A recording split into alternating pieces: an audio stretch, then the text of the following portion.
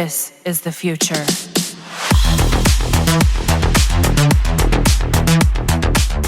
Hello everyone, and welcome back to another Warframe video. Before we get into the details of this video, I would just like to announce the Gauss Prime Access giveaway finally ended in our Discord server. The winner of the highest tier Gauss Prime Access is displayed on your screen, and I already sent his details to Digital Extremes. He will be receiving his prize within this week, or probably next week if there's no delay from the developer's part. Rest assured that I'll keep you posted, as I have also asked for screenshots once the winner gets his prize. Congratulations to the winner, and be sure to check out our Discord server, as I will be doing monthly giveaways.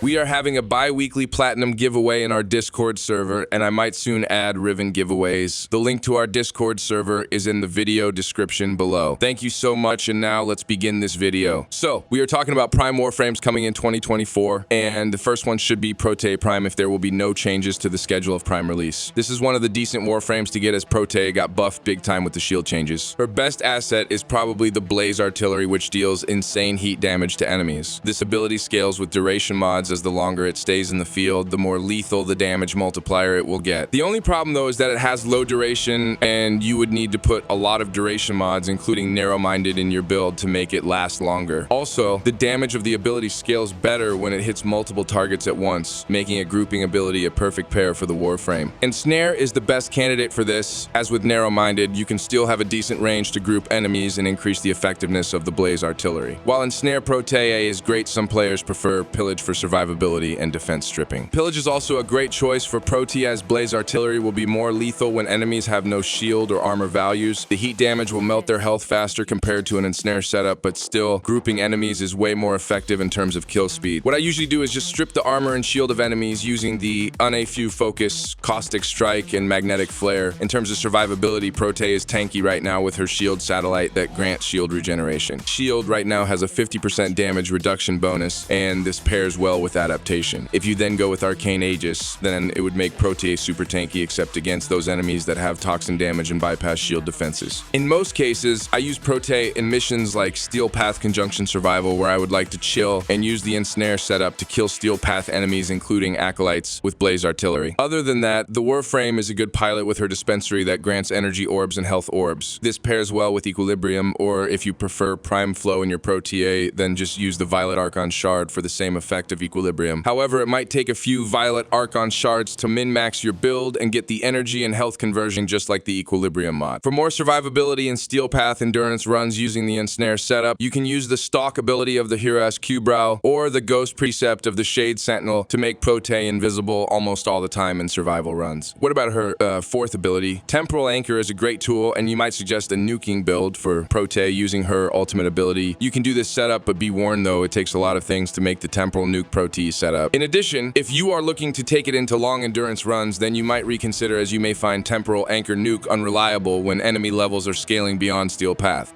First of all, Temporal Anchor is great because it has a very wide area that can go up to 35 meters or more with range mods. That is some insane nuking capabilities if you ask me, but there are important things that you should know about the skill. Protea's ultimate ability will inflict blast damage on its nuking part. The 35 meters will be pointless if you are going up against armored or shielded enemies, as blast damage is good when it's dealing only with health values. Most likely, you would need a defense stripping setup such as Pillage to remove all armor and shield within that area. Then, the ability needs to stack damage, and the most common thing that you do is to use Blaze Artillery and the slash damage from your first ability to stack damage while Temporal Anchor is active. The other method is through using the Helmet system to stack up damage through finisher builds, and the most popular is with the use of Excalibur's Radiant Finish or Banshee's Savage Silence to create a wide area that makes enemies vulnerable to finisher kills, and also increases the finisher damage dealt. With this type of setup, you would reach millions of damage stacks for your Temporal Anchor per finisher kill, and once the ability expires or you deactivate it, that damage stack will turn into millions of blast damage, nuking enemies within the reach of the ability. The most common melee weapons used are hammers, and Protea is fun with the Archaetetron hammer that deals with a massive per finisher kill. Not to mention that you can also build this with an Eclipse version to stack up damage damage fast, as the Arc-Tron has this special feature wherein you stack damage with its slam capacitor mechanic after each kill you do with the melee weapon. At max capacitor charge, you can unleash a devastating slam attack to the enemies with increased damage, and this damage gets amplified by the Eclipse ability. The basic gameplay is using Nautilus Cordon Precept, or the Magus Anomaly Arcane from your operator to group multiple enemies in one spot, then strip their defenses with Unairu Focus, and after that, kill enemies until you build up the slam capacitor of your Arc-Tron to max 10 stacks. Once you have the max stack, activate the Temporal Anchor skill, and then slam the ground with your melee weapon. Lastly, bear witness to the 100 million damage you inflict after deactivating the Temporal Anchor ability.